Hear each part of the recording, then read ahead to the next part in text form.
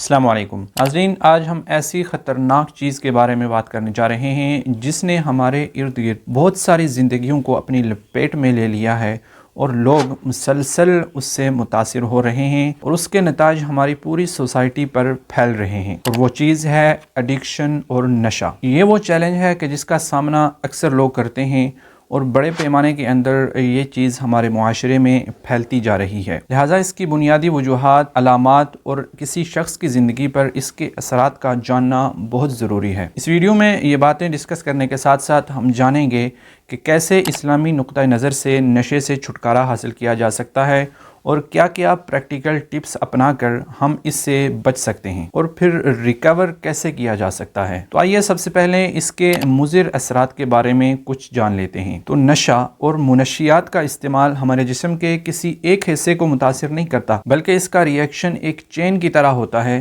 کہ ایک کے بعد ایک حصہ متاثر ہوتا جاتا ہے۔ سب سے پہلے اس سے صحت متاثر ہوتی ہے، پھر یہ دل کو افیکٹ کرتا ہے، یہ ہمارے خیالات اور احساسات کو الجھا کر رکھ دیتا ہے، اور روحانی اور دینی اعتبار سے بھی اس کا نقصان شدید ترین ہے۔ اس کے یہ خطرناک نتائج صرف اس آدمی تک محدود نہیں رہتے، بلکہ ان نتائج کا اثر اس کے ارد گرد موجود سوسائٹی کو بھی بری طرح متاثر کرتا ہے اور پورا معاشرہ آلودہ ہو جاتا ہے۔ اپنی فیملی، دوستوں اور اپنے رشتہ داروں کے ساتھ ایسے شخص کے تعلقات بہت زیادہ متاثر ہو جاتے ہیں، تعلقات بہت زیادہ خراب ہو جاتے ہیں۔ تو جس چیز کے اثرات اس حد تک بھیانک ہوں تو ہر آدمی کے لیے لازم ہو جاتا ہے کہ خود بھی اس چیز سے بچے، اور اگر کوئی آدمی اس لت میں مبتلا ہے، نشے کا عادی ہے، تو اس کے بچانے کی پوری کوشش کرے۔ اب نشے سے بچنے کے لیے دو طرح کے سٹیپ لینا بہت ضروری ہے۔ پہلا سٹیپ وہ اسلامی اپروچ ہے کسی بھی چیلنج سے، کسی بھی آزمائش سے نمٹنے کے لیے، اس سے گزرنے کے لیے، کیونکہ اسلام صرف چند عبادات کا نام نہیں، بلکہ یہ زندگی میں سکون حاصل کرنا اور اپنی زندگی کو بیلنس اور متوازن رکھنا بھی ہمیں سکھاتا ہے۔ گویا کہ یہ ہمارے لیے زندگی کی مشکلات سے نمٹنے کے لیے ایک گائیڈ بک کی طرح ہے، اور اسی لیے دین کے ساتھ کنیکٹ ہونا نشے کے ساتھ لڑنے میں بہت زیادہ اہم رول پلے کرتا ہے۔ اسلام نے ہمیں ایک بہت اہم ٹول دیا ہے جس کا نام ہے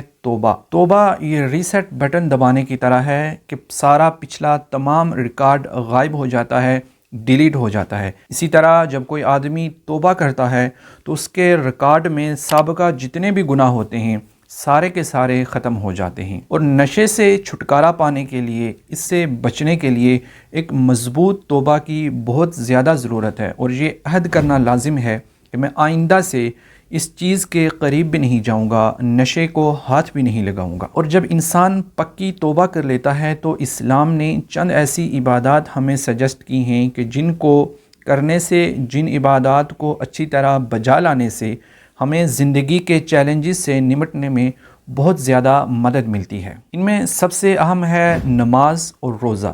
یہ دو عبادات بہت زیادہ اہم ہیں۔ روزانہ کی 5 وقتہ نماز اور رمضان المبارک کے روزے، یہ ہماری روح کو ڈسپلین، ضبط نفس سکھاتے اور خدا کے بہت زیادہ قریب کر دیتے ہیں۔ یہ اعمال ہماری روح کے لیے ڈال کے طور پر کام کرتے ہیں اور اسے ان فتنوں سے بچاتے ہیں کہ جو فتنے نشے میں پڑنے کا باعث بنتے ہیں۔ تو جب یہ روحانی سٹیپ مکمل ہو جائے، یعنی سب سے پہلے توبہ اور پھر باقاعدگی کے ساتھ نماز، روزے اور ذکر کی پابندی، اسی طرح تلاوت کلام پاک کی بھی پابندی ہوگی۔ جب یہ روحانی سٹیپ مکمل ہو جائے گا، آپ کا ذہن سکون میں آ جائے گا، تو پھر اس کے بعد چند پریکٹیکل سٹیپ آتے ہیں جن کو فالو کر کے آسانی سے نشے سے چھٹکارا پایا جا سکتا ہے۔ سب سے پہلا کام یہ کرنا ہے کہ پروفیشنلز کی ہیلپ لینی ہے۔ کئی ہسپتال اور کئی ایسے کیئر سینٹر بنے ہیں جو نشے سے متاثرہ افراد کا علاج کرتے ہیں، ان کی رہنمائی کرتے ہیں اور سٹیپ پر ان کو گائیڈ کرتے ہیں۔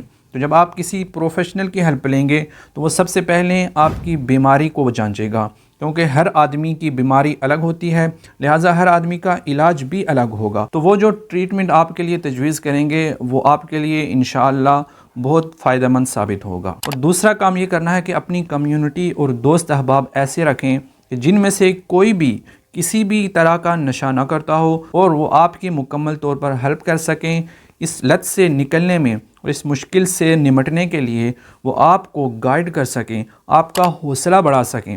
ایسا نہ ہو کہ آپ کی کمیونٹی وہی پرانی ہو جو نشے کے مبتلا آدمی ہیں، آپ ان کو دیکھ کر دوبارہ سے نشے میں مبتلا ہو سکتے ہیں۔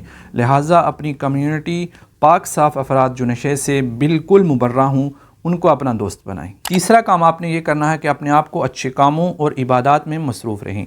فارغ اوقات میں قرآن شریف کا مطالعہ کریں، اسلامی بکس کا مطالعہ کریں یا علماء کرام کے بیانات وغیرہ سن لیں۔ اس سے آپ کا دماغ مصروف رہے گا اور وہ نشہ آپ کے دماغ سے نکل جائے گا۔ تو جب نشے سے متاثرہ آدمی ان ٹپس کو فالو کرتے ہوئے اپنے آپ کو اچھے کاموں کے اندر بزی رکھے گا تو اس کا جو ریکوری والا پروسیس ہے وہ بھی اتنا ہی تیز ہو جائے گا اور جلد از جلد وہ شخص اپنی پہلی والی حالت میں لوٹ آئے گا، جہاں پر وہ ایک اچھی اور بہترین اور مثالی زندگی بسر کر سکے گا۔ ایک اچھی اور بہترین زندگی گزارنے کے لیے اب اس کو اپنے گول سیٹ کرنے بہت ضروری ہوں گے۔